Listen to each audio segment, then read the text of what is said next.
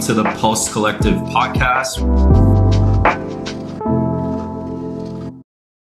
Hello, everybody, and welcome to today's episode of the PCP, otherwise known as the Pulse Collective podcast. I'm your host, Shahrukh Ansari. The PCP, for all of our new watchers or listeners audibly, it's a podcast where we feature top business owners and leaders all across every industry, essentially. And we like to feature them to basically talk about their experiences, their backgrounds, their journeys, any types of tips and advice that we can give for the younger entrepreneurs or other founders alike. It's a great conversation opportunity. For those of you watching or listening, we are Pulse Collective. We're a growth partner for businesses all across the country. We help them multiply their revenue and unleash all of their business potential through AI-powered systems. So if you are looking for proven ways to attract more clients, you're looking to boost your retention, or even just elevate your overall customer experience, you're here in the right place. So drop us a little message down below and we'll have one of our team of consultants reach out to you to see if there's somewhere that we can maybe help you out. Now that we have all that out of the way, today I'm super excited because I'm joined by Rania Ibrahim, who is the founder of Skin Science Analytics. Skin Science is a testing and safety lab helping cosmetic and personal care brands validate product claims with scientific precision and transparency. Rania has built her career at the intersection of research, data, and innovation. And with Skin Science, she's now redefining how science and storytelling meet in the beauty industry. Rania, welcome to the show. Thanks, Shahrukh. It's awesome to be here. Awesome. Well, it's super excited to have you on. I've done a lot of digging into your background, and I think it'll make for a super valuable conversation for everybody. So I'll just kick it right off. Can you kick us off by sharing a bit about your background and what Skin Science is all about? Yeah, so I have a PhD in pharmaceutical and cosmetic science. So a lot of my thesis and my work in graduate school was focused on skin and understanding how topicals interact with the skin. And when I was in grad school, I learned very early on that formulation was not for me. I lacked the patience that it required. And I was really interested in the clinical testing side. And so most of my career in this space has been in the clinical testing of cosmetics and personal care products. Skin Science Analytics is an independent testing lab where we provide that independent, unbiased testing for not only just the safety of the product. So what happens if the product is placed on the skin or the hair? Does it cause any kind of irritation or allergic reactions? But then also the claim substantiation. So does your product do what you think it does? So when you see a commercial on TV or an advertisement that says there was an improvement in fine lines and wrinkles, that is essentially what we do for clients. And we have a lot of fun doing it. So it's been a wild ride for me here at Skin Science.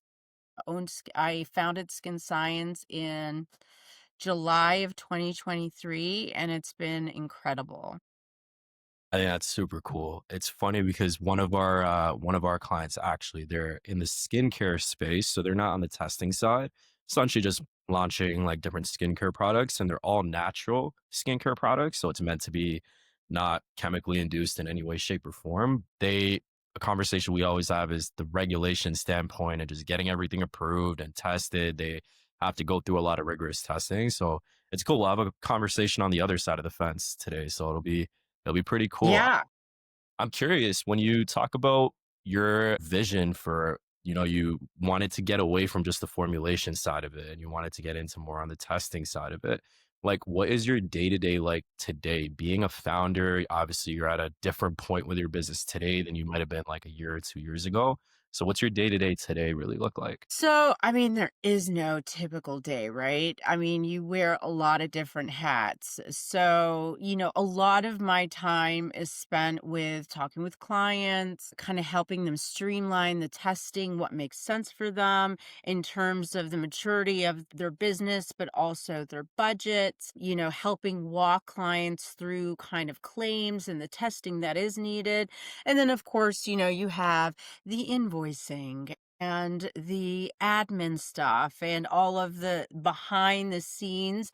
And then I spend a lot of my time in business development and just, not just only business development, but working and trying to find ways to make our day to day a lot more efficient and how we can incorporate processes and AI as well into our day to day so that we can, optimize the amount of work that we're doing with the amount of people that we're doing. So that's a big focus that we're focusing on, in these next few months for sure. So when you first started, I think this is something I definitely want to headline because I found it really cool. I think a lot of young entrepreneurs or people finding any type of business, not even necessarily in the same niche, but anybody that's starting a business, they usually start off being like, they're wearing multiple hats. They're doing the sales, they're doing the marketing, they're doing the operations, they're doing all the admin work. Like everything falls under one person. So how did I guess I want to step back to when you first started this. How did that phase look like for you? I mean, I did everything. I had no employees. Like I was customer service, I was HR, I was sales, I was report writing, I was analyzing, I was doing business development. I had no employees. It was just me. And it was a lot. Like, it's a lot. But when you're starting off, like, that's one thing that you just, you come to a point where you make a lot of choices. Like, the business came over everything for me, the quality of my life, my family, and, a really, really great mentor of mine. And I have a lot of mentors, and that's really, really important when you're running a business. He told me the first 3 months of your business is going to either make or break you. And so those first 3 months, like you got to grind it out. It really wasn't until a year in that I hired my first two employees and then brought my brother on in one of those moments where he probably just saw me with my head down, probably crying myself through work. And he was like, "Do you need help?" And I was like, "Actually, I do." Yeah, it's been amazing. It's been amazing, but it's hard.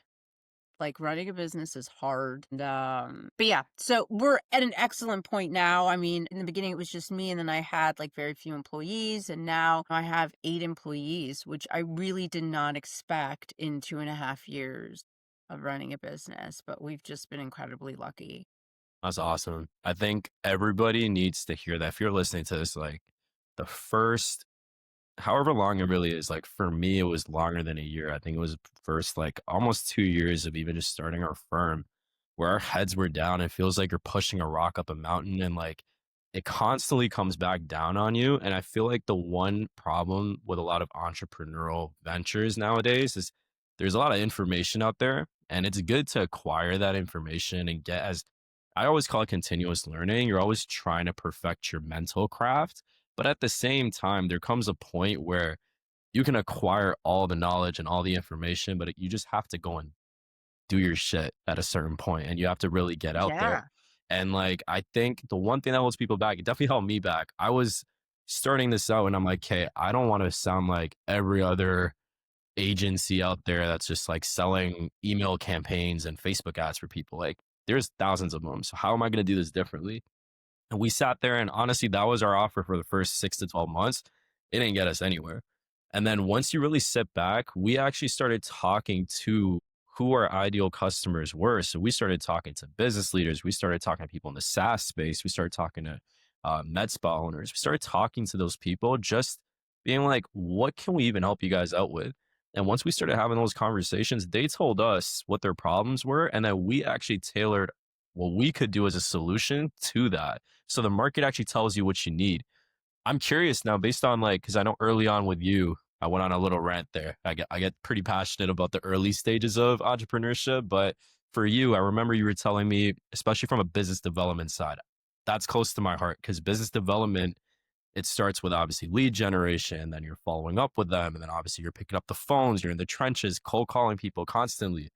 I know Mhm. that's where you started. Can you tell everybody a little bit about those long days where that was your reality?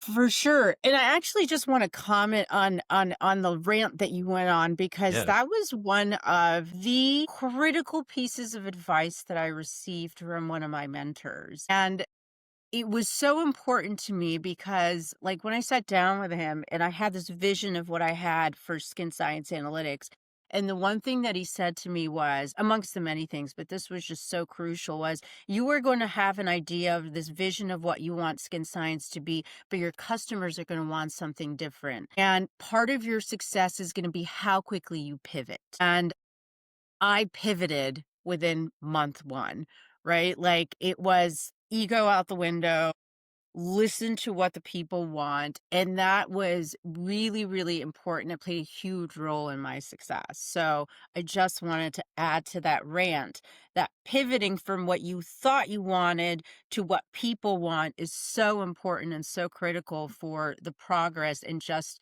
the growth of your business and the success, really.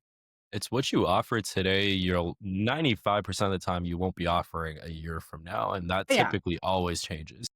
I think people think you have to fall in love with a certain niche that you're helping, a certain offer that you're bringing to market, but that first year is really that research and gathering as much data as possible, and then you scale out. You find out what works. It's a lot of trial and error, and I think that's the part that a lot of people fall off on is you're not and it's a struggle, honestly. I can't even speak from a perspective of like it's easy. Like I definitely was like, you know what, is this even worth it? Like I can just go and work my job and not have to deal with all the uncertainty ever again.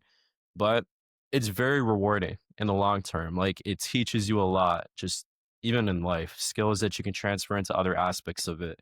But yeah, just on your business development side, I'm curious to pick your brain because obviously that's been your baby for a lot of years now. Like how have you evolved your strategy from that perspective over time? So, kind of rewind to like when I first graduated from college, and this was back in 2000. I graduated with a master's in engineering, and I realized very quickly that I didn't want to be an engineer. And the reason I want to talk about this is because this really helped me with the business development that I did with skin science analytics. And so I really didn't know what I wanted to do with my life. And I was like, yeah, I'll go get like a sales job. Like I'm shy. I'm not really good with like communicating with people. So maybe like a sales job will help me. And I did like hardcore cold calling, but like, there's people that show up at your store and be like, hey, I represent credit card services. Would you like to switch your credit card services to us? And I did it for all sorts of companies that we represented at the time. Man, that was hands down. Every skill set that I learned was from that job. I learned how to read people. I learned how to communicate. I learned how to connect with people within the first few seconds because even though as human beings we're different and we all grew up in different places and we're raised in different households and different countries and all of that, at the essence of everything, there's always something that you can connect with it on a certain level, like just like certain level of humanness. And I learned that from that job. So when I started Skin Science Analytics, I had left a company, another lab that I worked for, and I had a non-compete. So I couldn't leave with any information. So when I left and I started my lab, my first target was, okay, I'm going to go on LinkedIn. I'm going to reach out to people and I'm going to tell them I started this lab and get their email and phone numbers. And lo and behold, most people don't check freaking LinkedIn, right? Because people who are on LinkedIn are either selling or they're looking for jobs or they're creepers, right? So I had a really, really challenging time and so, I was like, "Well, what am I gonna do? Like, how am I gonna get a hold of these people?" And I was talking to someone, he was like, "You should look into ZoomInfo." And so I looked into ZoomInfo. It's wildly expensive, like wildly expensive for especially for a new business. And, I called them, I negotiated, and I was able to get a package where they were allowed me to pay over the year. And excuse me, my throat is dry. It was a game changer for me. I literally went and downloaded every contact. Oh, you're good. You're good. Yeah, don't worry. Don't. We're gonna edit this part anyway, so you're good. Okay, I thought I had my inhaler, but I don't. So, anyway, Yeah. I ended up essentially downloading. So you can go in, you can search by like industry. And I went into like the beauty and the cosmetic industry. and I downloaded every single company and every single contact. And I was on the phone, conference calls. I would call them. I would call their cell. I would call their direct line. I would follow it up with an email. And I literally did that 12 hours a day for like my first 4 months. How did you how do you like mentally? I think the biggest thing is people are scared of rejection and they take it personally, and it's easier said than done. How did you mentally get yourself to a point that you're like shoot, I'm gonna get hung up on, I'm gonna probably get told to F off on the phone. Like, how do you get yourself to emotionally like dissociate from the emotional aspect of it? You know, I think because of my early career in sales and like walking into a business and just like a random business, like had prepared me for that rejection. And at that time, when I was doing that work, I met some of the most amazing people. And I think that made up for the rejection and the people telling you to F off and hanging up on you. So I was always already mentally prepared for that, but that because that position had kind of put me in that mindset. But you know what? From my perspective and the way that I looked at it, and it might seem like a little egotistical, was no offense, but like I'm doing a big thing, right? Like I'm taking a chance on myself and I am going all in and I'm starting a business. And I just felt like I had a little more balls than other people in that sense, right? Like it takes guts to really do that. And I think for me what was a little more intimidating, and one of my mentors really spoke to me about it, because when I was cold calling, he's like, "Well, who are you cold calling on?" I was like, "Oh, I'm cold calling on the managers and the directors." He's like, "Oh no, you cold call on the CEOs." And I was like, "What?" He's like, "You're equal now. There is no difference between you and that CEO. They just have more time." And that was probably, from my perspective, from the cold calling, was the most intimidating part initially until I had that conversation. And it was wildly successful. I mean, because there were CEOs, like there were managers who had like their favorite labs that they like to use, but the CEO was like, "No, you're going to talk to Ron." You got to talk right to the DMs. I feel like once you find the person with the power, like that was my biggest thing too. You just got to talk to the people and get over the entire power dynamic that exists in your head, because in reality, you're the CEO of your own business and you're talking CEO to CEO at that point. And if you position yourself as a person with that's bringing value to the table, they're not going to look at you as inferior to them. Like it's really just a direct conversation. I find that super cool. How has your just one more question about your process, because that was early on. Like today, how does your business development process look now that you went through the trenches, you went through all that stuff? Like you mentioned trying to automate things, you mentioned bringing on new employees. Like what's your process look like now to generate leads, follow up with them, and like actually kind of carry through that process? You know, Shahrukh, I've been really fortunate. Part of my strategy when I first started the business development was that if I really develop these stellar relationships with people, and I the business as not just like a testing lab, but like an extension of like who I am as a human being. And I think what ended up happening is that it resonated with like so many people. And because my philosophy has always been, I mean, yeah, I understand I have to pay my bills and everything, but how much money do I really need?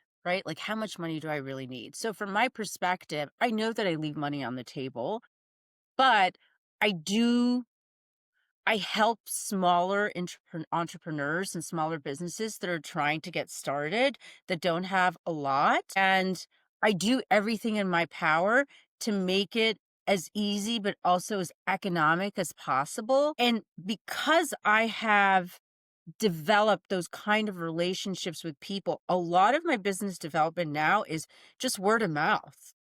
right? Like I have a lot of people who call me and they'll be like, "Hey, my name is so and so. So and so told me that you're like the coolest person ever and that I should talk to you because like you're really going to just tell me straight exactly what I need and what I don't need and you're not going to rip me off. And you're going to give me the advice that I really need." And I have built a tremendous business just off of that. Authenticity. People feed off of that. They can see your Yeah. energy. If you're just chasing that we call it, you're chasing a bag, you're chasing money, your potential client sees right through it all the time.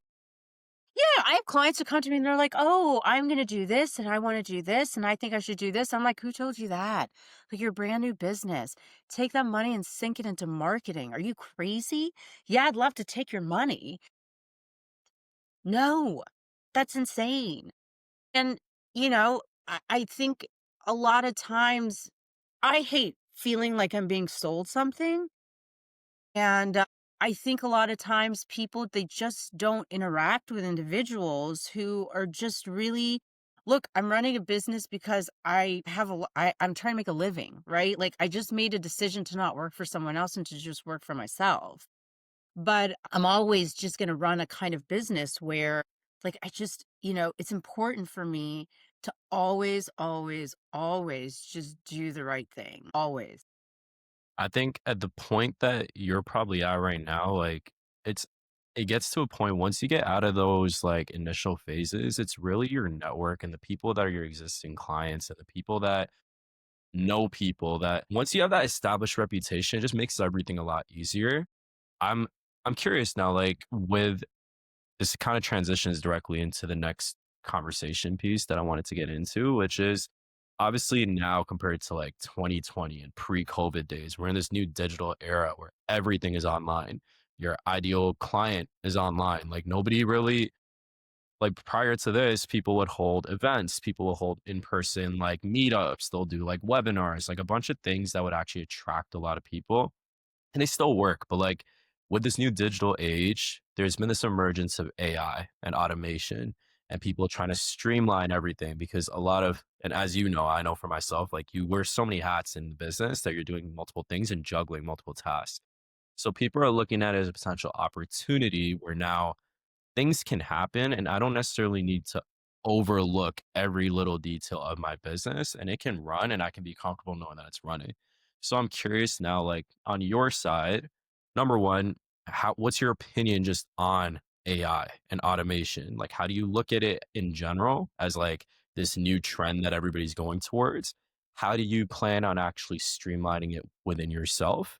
And then what's some advice you would actually give a young entrepreneur who's coming into this new world that doesn't have the reputation and is seeing all these things happening and they're just kind of overwhelmed by it. So from our perspective, there's only so much that you can, so there are internal processes that AI would be like which is what we're trying to incorporate. So things like the data analysis, right? Instead of having an individual dedicated to data analysis, how can we create programs that do this for us?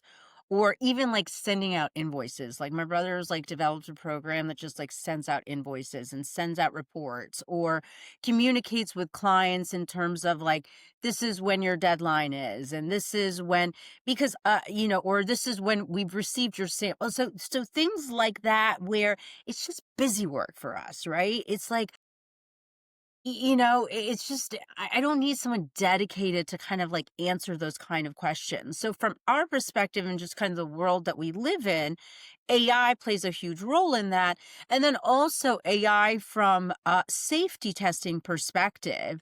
If we can gather enough information on all of the ingredients and have enough data points to say, okay, we can essentially say that an ingredient like this would have no effect on the irritancy of the skin or the allergic nature. And there are a lot of companies that are kind of playing in this space of using AI to make those predictions for safety.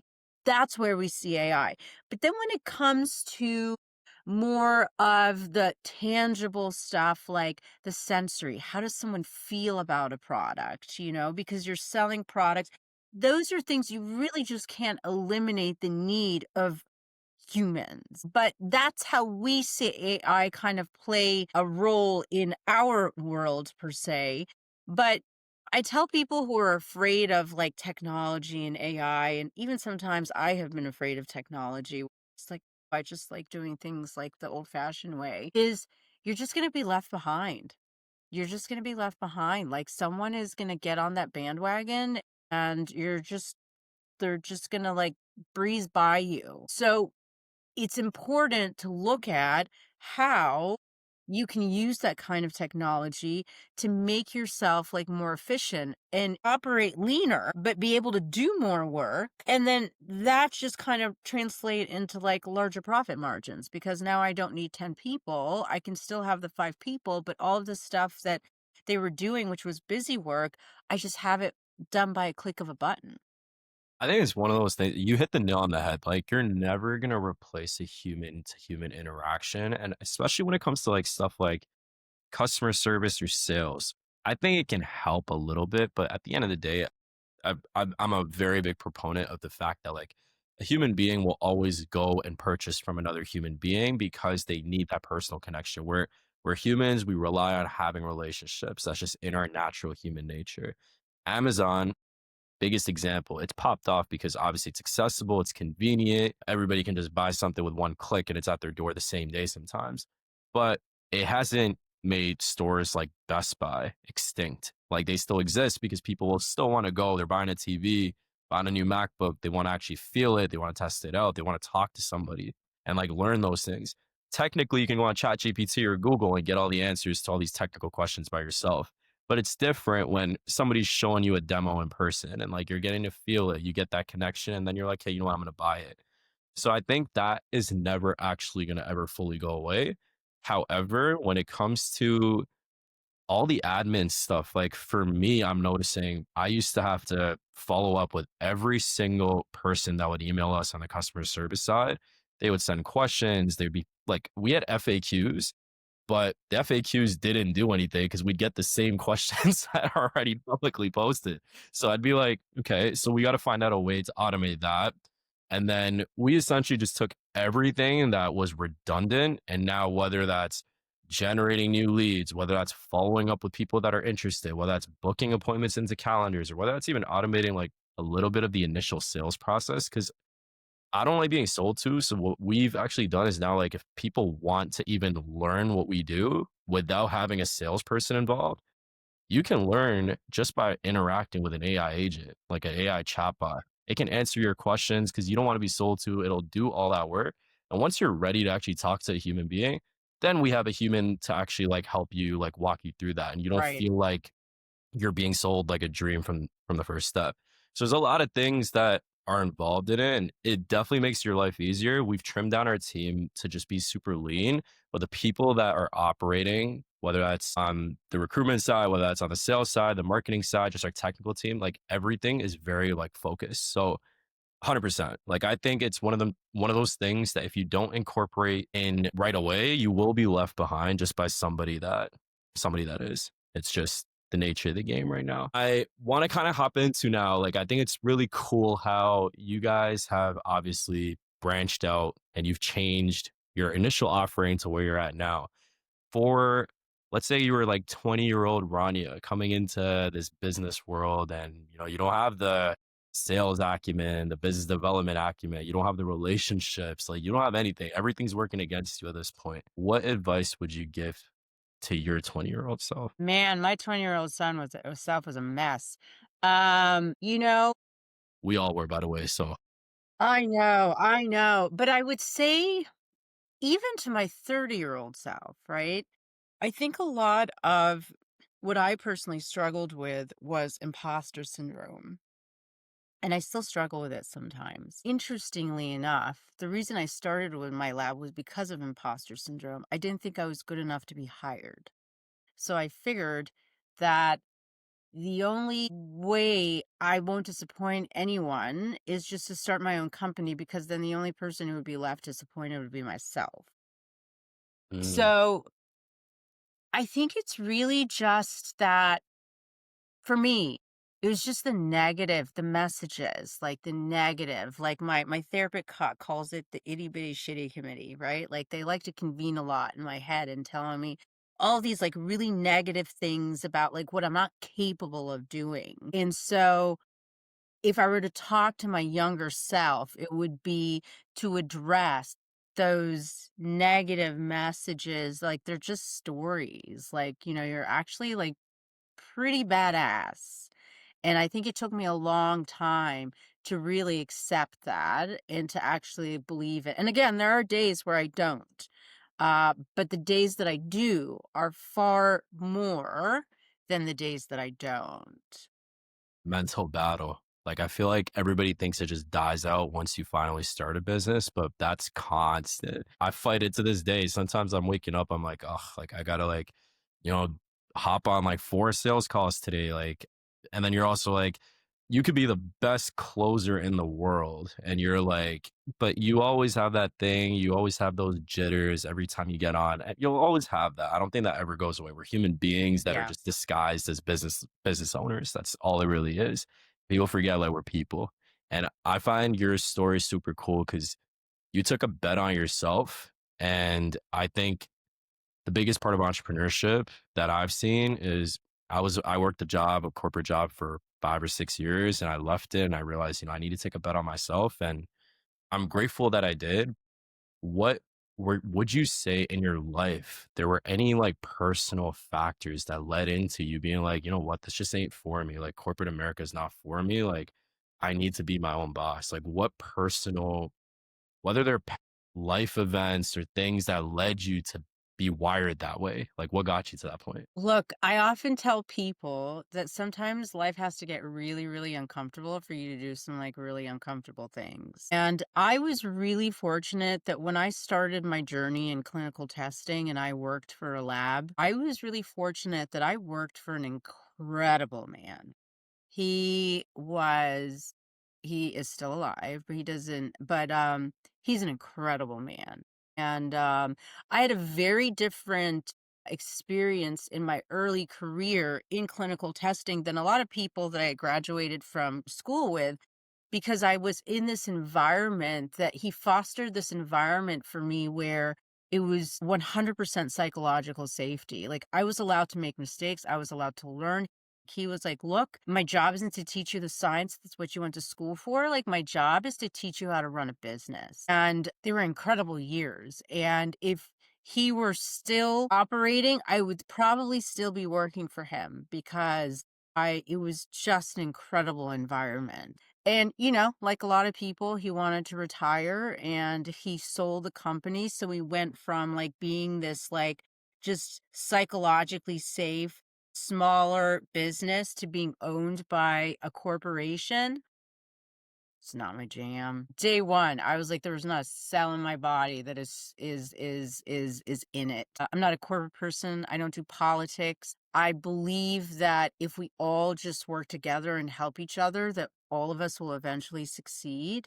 And so this environment that you kind of typically see in corporations, it didn't resonate with my value system anymore. It just didn't. And that's just something that was like really important to me. So my last 3 years of my career were just garbage. It was a struggle to find any motivation. And my mental health went down the tubes. I got shingles, and I was and my brother's a derm, and he was like, you need to reevaluate your life. You're too young to have shingles." And I think I just, again, that's why I say sometimes life has to get really uncomfortable for you to do really uncomfortable things. Saying I was just like, that me being a brother, anytime my sister comes to me, I'm always like, "Yeah, man, you gotta like get your shit together." Like that's like the type of advice I always give her. It's funny when you're like, "You got shingles, you gotta get your life together." Like it's just all I know. He was like, funny. this is crazy. I was like, okay, done. So, yeah, so that's really, I think that that was, to be completely honest, like people always ask me, like, did you always dream of like owning your own company? Not really. Not really. I just think that I had an experience where I was like, dude, I'll never go through this again. Never, never, ever, ever. And the only way I can ensure that I never, ever, ever go through that again is I work for myself. Yeah. Honestly, I think I had the same story. There was a manager of mine who I always wondered how he got into that position because he would tell me to do certain things that he had never done before. And that never really resonated in my mind. Like, how do you have expectations of something that you've never done? So I remember one day before I left my job, I took a leap of faith and I was like, I'm curious. Like, I'm struggling doing this. I think at that time it was like I was in business development. We were essentially tasked to get like certain number of meetings booked a week, like X amount of cold calls. I think at the time it was like 100 cold calls per day. And I was doing my calls and I wasn't getting meetings. So I'm like, you know what? Like, I'm down to sit down and shadow you and see like what I'm doing wrong. And when I said that, he was like, that's not needed. Just go back and like, we can like figure this out. And when I heard that, I'm like, hey, these guys really don't know what they're talking about. Like everything is kind of just it's you've been put in a position of power, you're gonna do it. And I think for me, even when I started my business, I had to do everything first because once I actually started hiring a team to do some marketing, once I started hiring people to do sales, if I don't know what I'm doing, how do you expect other people on your team to like do it? You have to be able to lead by example. I've been a strong proponent to that. So I kind of same mindset. I'm like, yeah, this is not for me. I can't listen to somebody who 20 years from now, I don't even want to be you. Like, I see a different future. Yeah.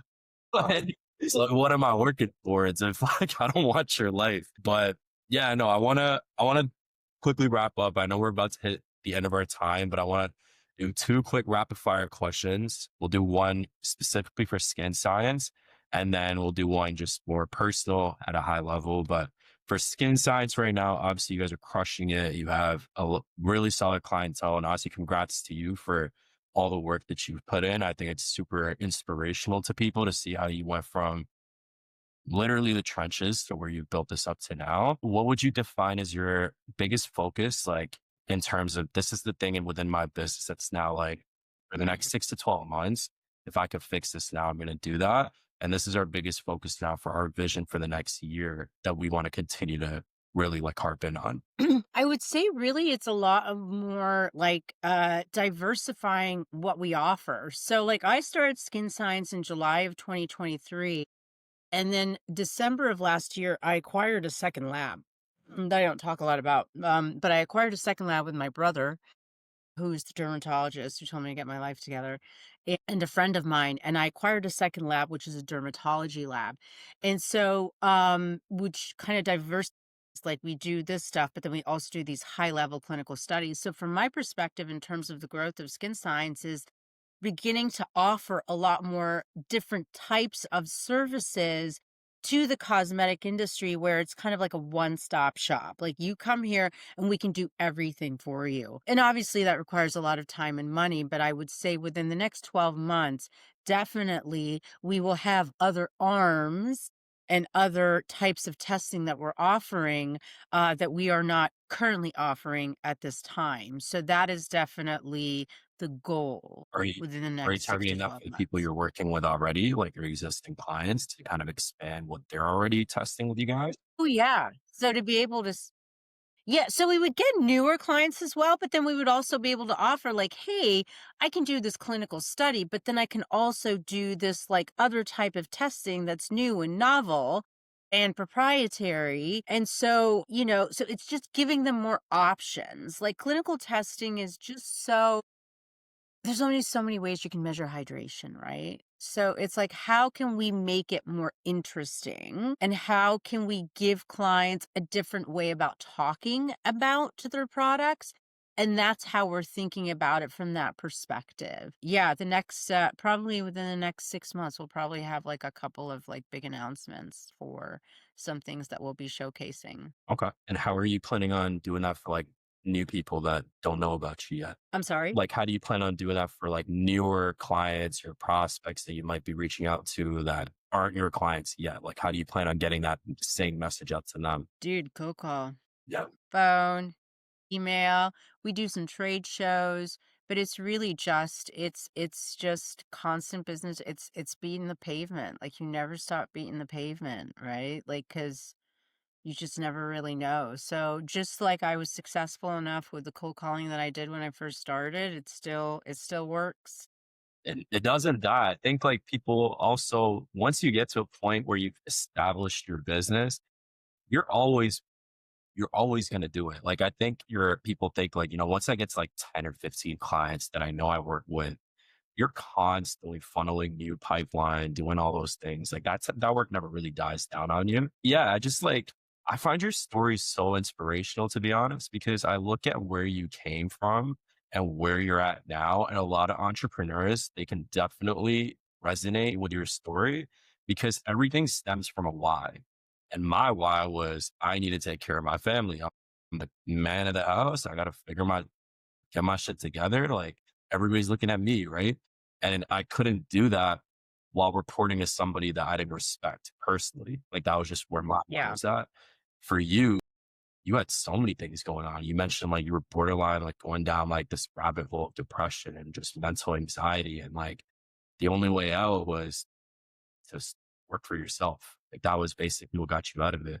So like, can you just to wrap up, like I think that's what I want to wrap up on is tell everybody the importance of having a why because there will be days that you're not motivated to like you can't just rely solely on motivation to get yourself to where you want to be. So how do you fall back on that, especially when you were starting out? It was part of it was a why, which is like I would remember where I was and I was like, "Ooh, we can't go back there. So you got to make this work. Like you got to just like pull your big girl pants on and like get through it." That was part of it. And part of it also is when you have skin in the game and you've invested all of this money, you got to make it work, right? Like you just got to do what you got to do. And so for me, it was the why, but it was also like I set myself up where I didn't really have any other options. Like this was it. There's no other option, Rania. This is it. You have to do what you have to do and you got to make it work. And whatever that takes, as long as it's like ethical and you're within your value system, like you freaking make it work. And that was what got me going every day. That's amazing. That's amazing. Honestly, Rania, like I think your story, your messaging, like it resonates with so many people. I know for me, I followed a similar journey to you. So that's why I love having like a real casual conversation. I think it's going to resonate a lot. Let's wrap up now. Like, I appreciate you just sharing your entire story. Can you tell everybody like where can they find you, your social media? If you have a website, where can they find you online? Sure. We are based in Phoenix, Arizona. The weather is gorgeous right now. So if you're on the East Coast, you can come visit I us wish. because the weather is incredible. You can find us, you can find me on LinkedIn, Rania Ibrahim or Skin Science Analytics. That's one word, Skin Science. We also have a website. It is ss-analytics.com. And those are the two ways. We don't really have much social media presence because it's not how clients find us. But those are the two ways to get a hold of us. And my information, my personal information is all over the internet and probably the black web as well. I'm pretty sure my shit's been sold. So Awesome. That's awesome. You'd be surprised. You can go on like Chat GPT and it tells you more about you than you probably even yeah, yourself. it's terrifying. No, Ronnie, that's just great. I appreciate you taking the time and coming on. And honestly, I'll look forward to maybe a couple months from now reaching out to you, have another Yeah, conversation about something, see what's going on. for sure, man. And happy birthday. Appreciate it. Appreciate it. All right. Take care. Have a good one. Right, thanks. You too. All right, You bye.